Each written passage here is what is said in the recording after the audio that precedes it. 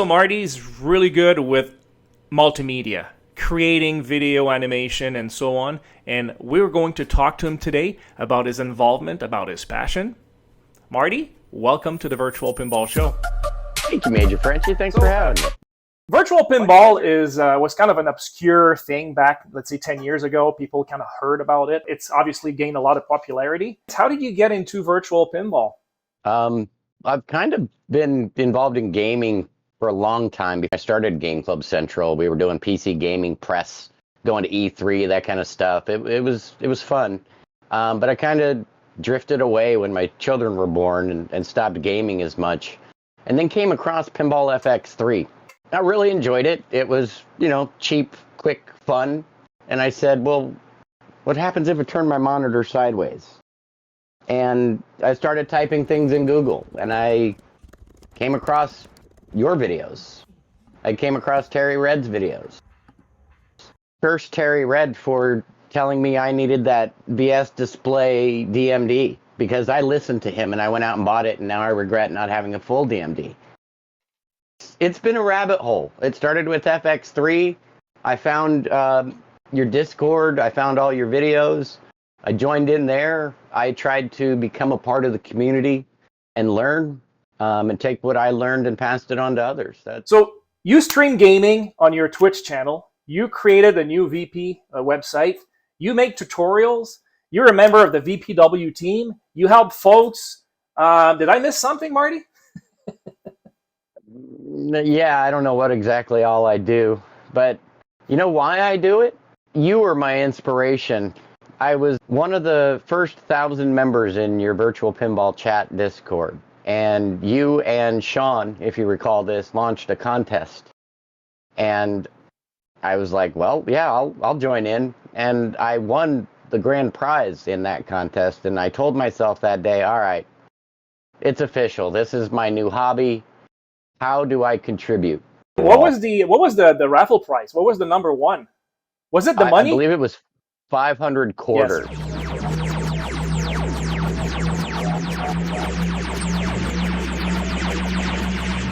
Oh my God! There you go. We've got Turkil, I think it Turkil. Thank you very much. That's a very nice prize. $200. Yes. How many people won the money, Dan? All of them. Good luck, everybody. Yes. All right. Smaug Dragon. There you go. Congratulations, my friend. Oh, he's got a nice little slot machine there on the side. So maybe you can. I wanted to take that and give it back, so I invested that money in a camera. I saw other people streaming. I'm 50 years old. I didn't know what Twitch was. Twitch was alien to me. Hell, Discord. Getting in your Discord the first time was like, uh-oh, what's this? I saw Nailbuster streaming, and I was motivated. You guys were creating content. You were doing the YouTube stuff. Terry Red. I wanted to find a way to contribute, so I just forced my way in. Hey, I'm seeing behind you, Marty. You've got some kind of pinball machine that's lighting up on your back wall. What is that? Oh, yeah, that's that's a Fireball playfield. Oh, that was my second virtual pinball cabinet. Sears home edition of Fireball they made back in the 70s. Somebody was getting rid of it. I reused all the parts. The playfield came out. I cleaned it all up, and then I backlit it with some LEDs and programmed the LEDs to wave around a bit. that's really cool. I was proud of that. We were going to turn it into a coffee table, and I might still do that eventually. What I haven't seen that I want to accomplish is make it playable in the table. I've seen it once, but... Yeah. So the playfield is just like the lights it's just connected and it's like just lighting up?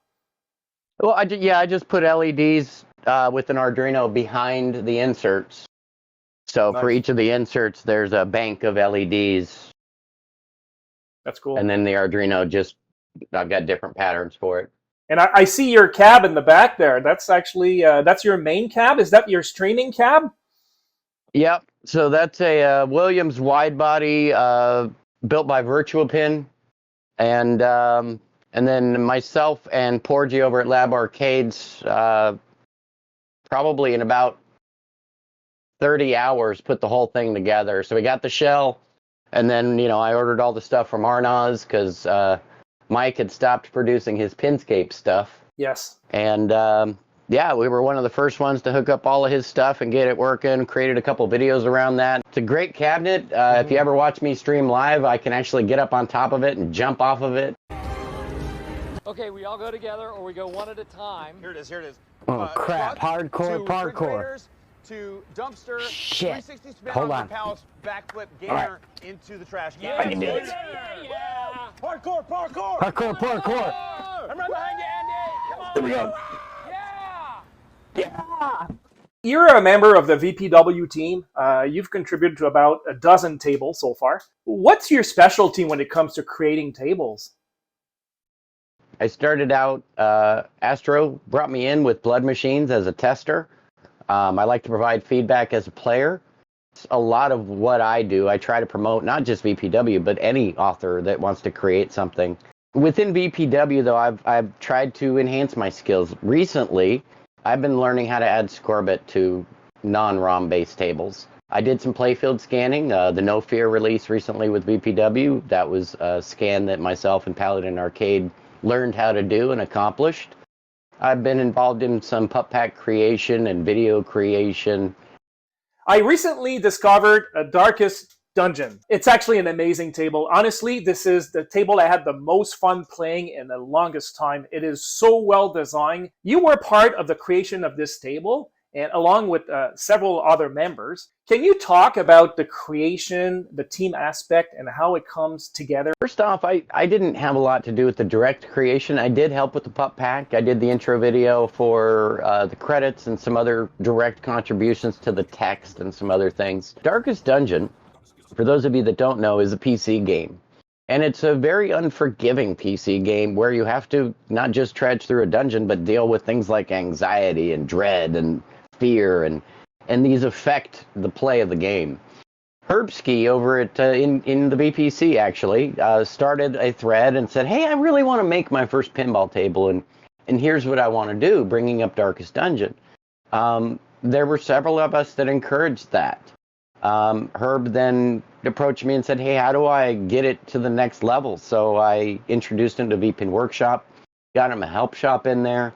A lot of the guys in VPW started to get interested. Astro Nasty got involved, redid some of the playfield art.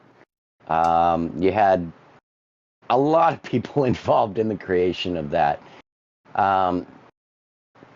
Merlin RTP came on after Herb did his initial run through on the table, and Herb had a pretty good table. We did a preview almost a year ago on it, and then Merlin got involved. And Merlin, for those of you that don't know, is, again, in my opinion, a very good author at taking something that would just be standard pinball and creating more of an arcade game feel out of it. Prime example of that would be Thundercats. You start really low level, you level up your Thundercat, you go through the trials, you defeat the villains, you build up. And there's easy modes and hard modes. Kind of like Streets of Rage, right? Or something like that. Just Merlin taking it and just knocking it out of the park to wrap it up and make it a really polished, finished product. I also challenged Merlin during the creation when we first showed the table once he got involved. And I offered to look at getting Scorbit added. I got to give Merlin credit. Within 2 days, he had learned how to add Scorbit himself, and it was in the table. But when it comes to creation of virtual pinball tables, there's way more than one aspect. There's the coding aspect, right? And especially now with the pup packs, well, you know what? Multimedia becomes a very important part of the actual gameplay. Every skills actually are interlinking together, and that's what makes these tables so amazing. Marty, you're a member of the VPW team. You've contributed to about a dozen tables so far. What's your specialty when it comes to creating tables? Within VPW, though, I've tried to enhance my skills. Recently, I've been learning how to add Scorbit to non-ROM based tables. I did some playfield scanning, the No Fear release recently with VPW. That was a scan that myself and Paladin Arcade learned how to do and accomplished. I've been involved in some pup pack creation and video creation. Astro with his artwork and ambitions to create original tables like Die Hard and Blood Machines, or One Vox and Oxon with Volcan, right? I mean, these are true visions of creation. If any of you need a video or you want some help or you are starting a stream, that's what I'm good at. I'm good at helping other people. So I watched a segment that you did on your streaming channel, which is the Game Club Central. You did a very interesting segment on accessibility for disabled people when it comes to pinball. at my first show about what's called Project Pinball, which is a charity organization for children's hospitals and things like that. They get pinball machines in, and they had some devices there that intrigued me. Basically, it was a little handheld device with 2 buttons on it, and I would see disabled people there playing pinball, and I really wanted to know more. So I learned more about what's called adaptive controls. Pinball isn't exclusive, that a lot of people take for granted, but it shouldn't be inclusive. You don't need to be able to have full function of your body to be able to play pinball nowadays. So the handheld one, you can purchase that. There's actually probably 4 different companies that make them now. And you tie on to the extra lead for the flipper button because there's 2 leads there. And you ground the other one, and then you just run the wire outside the cabinet. So Nice. a player can use the control, but at the same time, he can play against somebody who isn't disabled, and they can still use the flippers. What is actually the goal for Marty for 2024? I actually do have a book that I try to outline where we're going. 2024 is actually pretty exciting. For the last year and a half, I've been speaking with Billy over at VPU. I really wanted to take what you and Apophis are doing in VPC and create a larger aspect of that. So Billy and I have been working towards a league system. That's going to be the biggest effort we're producing in 2024, the Virtual Pinball Universe Leagues. I don't want to give too much away yet, but essentially I have partnered with players in the IFPA world, the Real Pinball Professional Association, and I'm trying to create something that is highly competitive, but also super easily accessible for anybody. We're going to have multiple tiers of players. You'll be able to compete within your tier. You'll be able to advance within your tier, etc.